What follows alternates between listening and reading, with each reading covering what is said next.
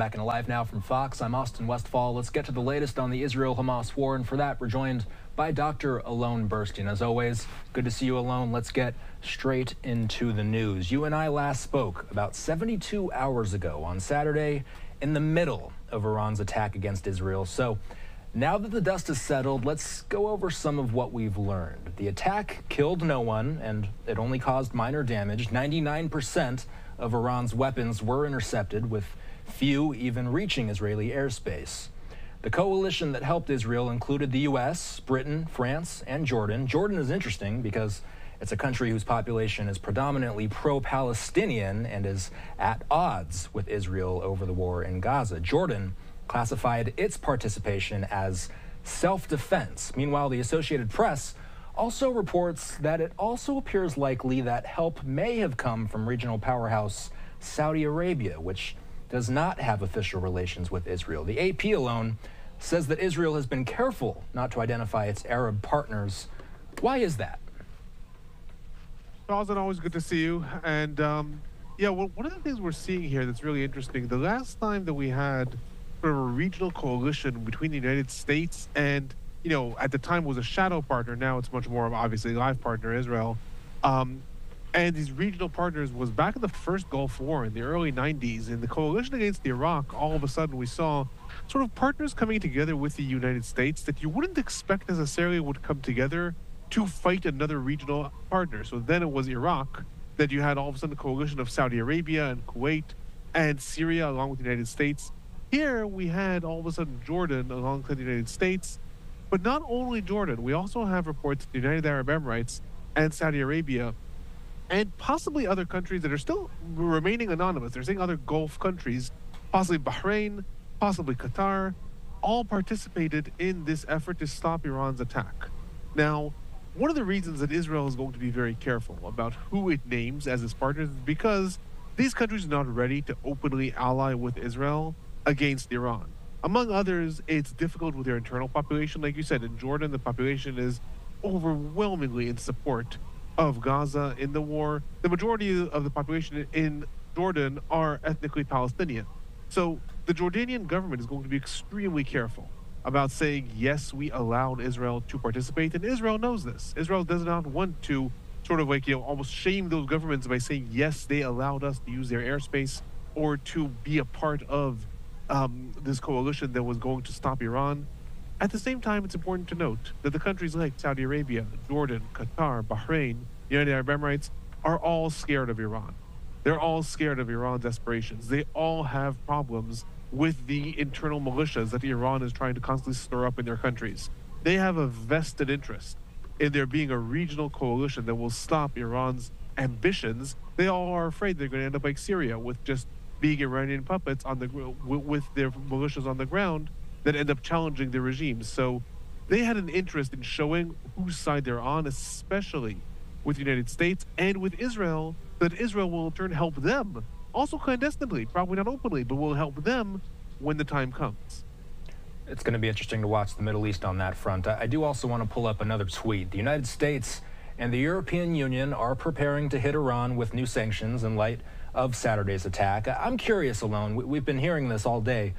What ways do the U.S. and the EU have ties to Iran that they can sanction away? So there's a lot of different ways that sanctions work. Some of them are sanctions on a country. So we saw that, for example, after Russia invaded Ukraine.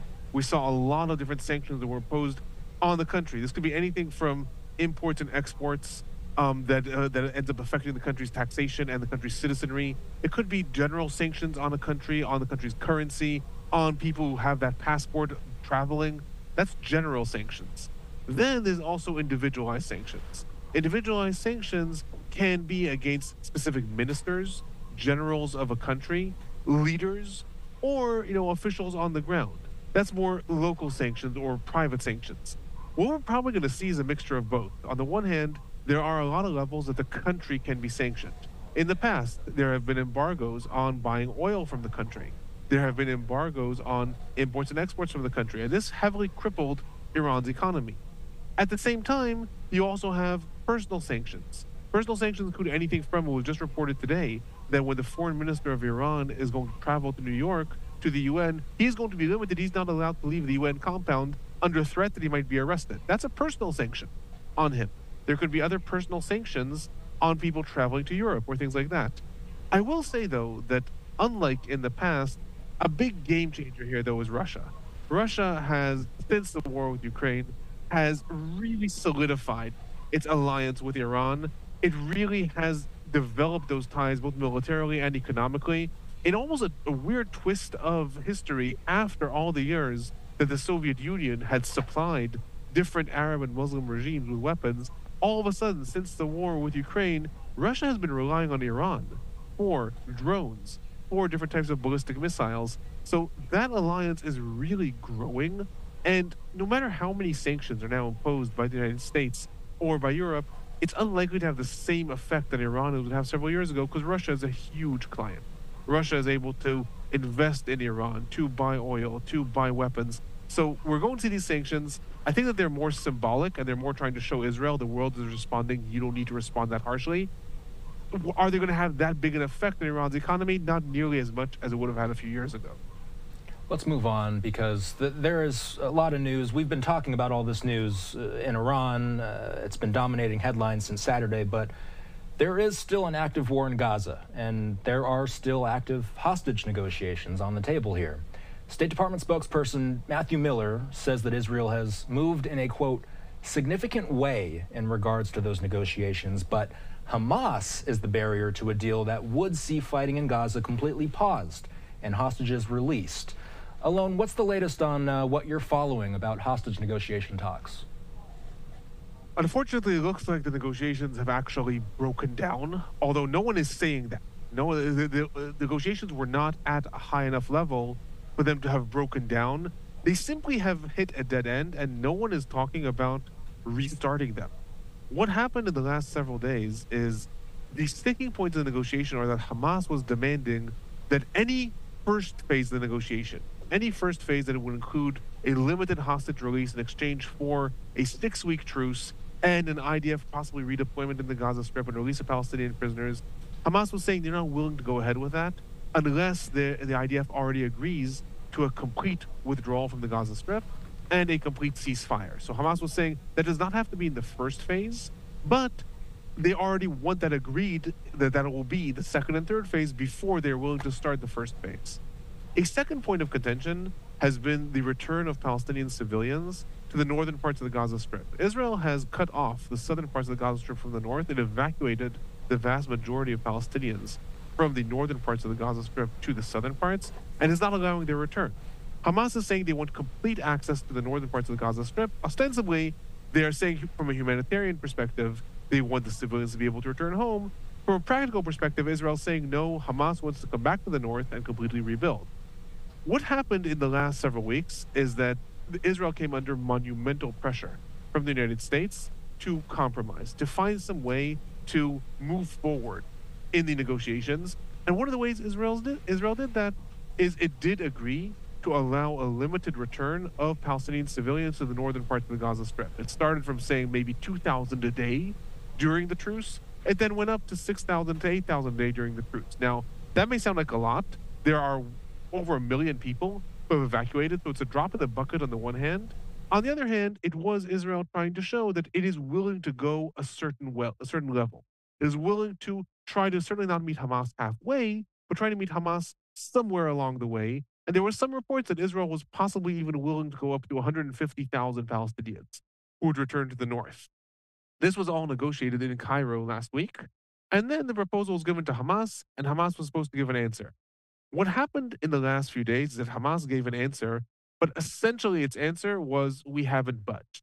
Its answer was, they're willing to negotiate several different phases. However, they still demand that in the first phase of the negotiations, Israel will not only redeploy in the Gaza Strip, but will already guarantee with international guarantors that it is going to accept a complete ceasefire and an IDF withdrawal from the Gaza Strip before the second phase starts, i.e., starting in 6 weeks from now. That is something that Israel is not going to agree. That is tantamount to telling Hamas, we'll come to a deal as long as you agree to disband and no longer exist. It's not something that Israel's ever going to agree to at this stage, which is why in Israel they're just saying, okay, so Hamas has said no.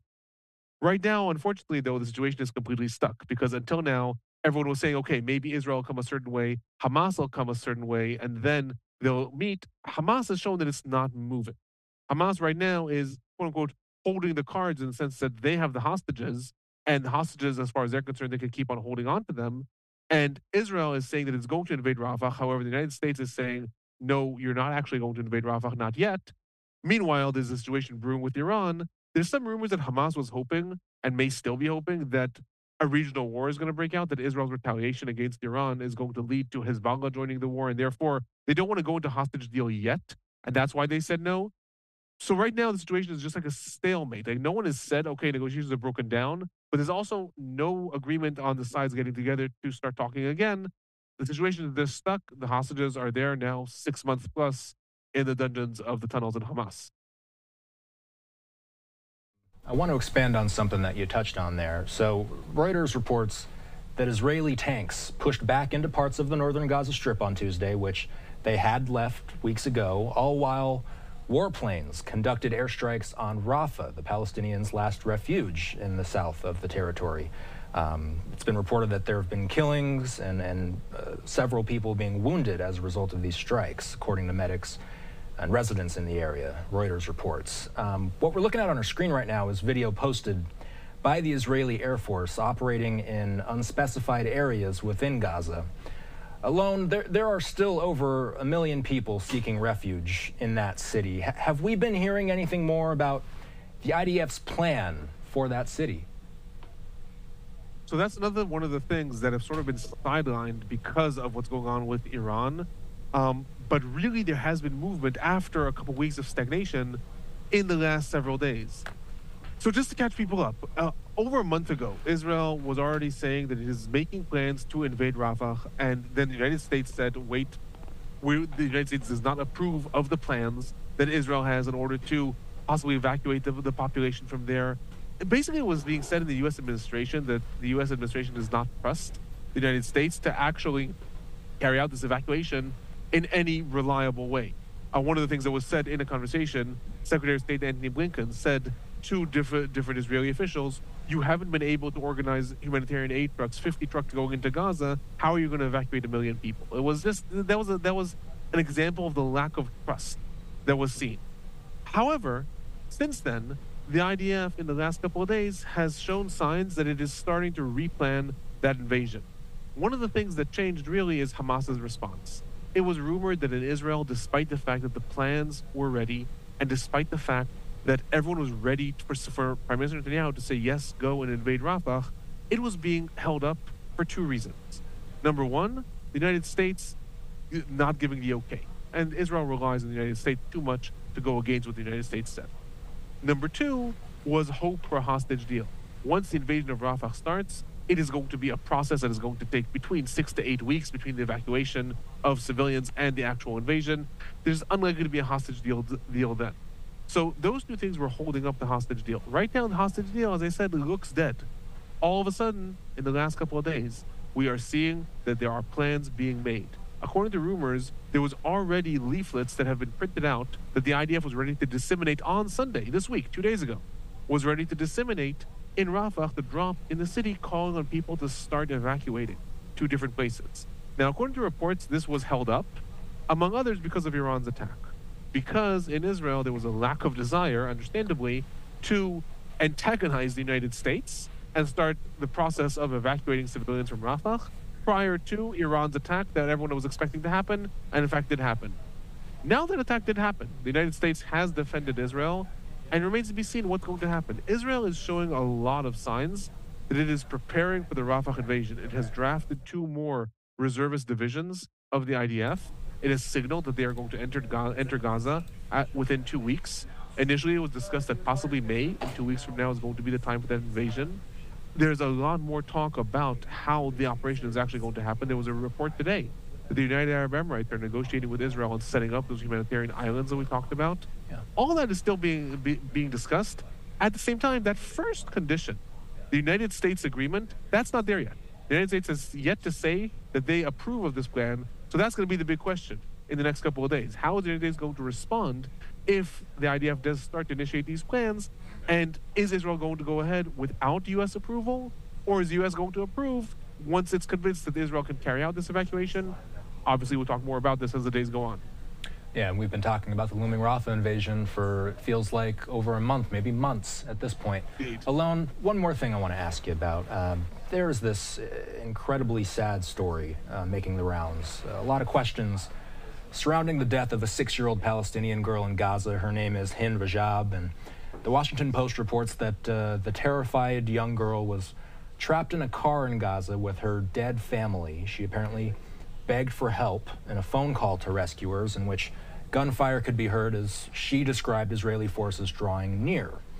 Relatives found her body 12 days later, along with those of her aunt, uncle, and their 3 children in their car near an ambulance and 2 dead ambulance workers who had tried to save her.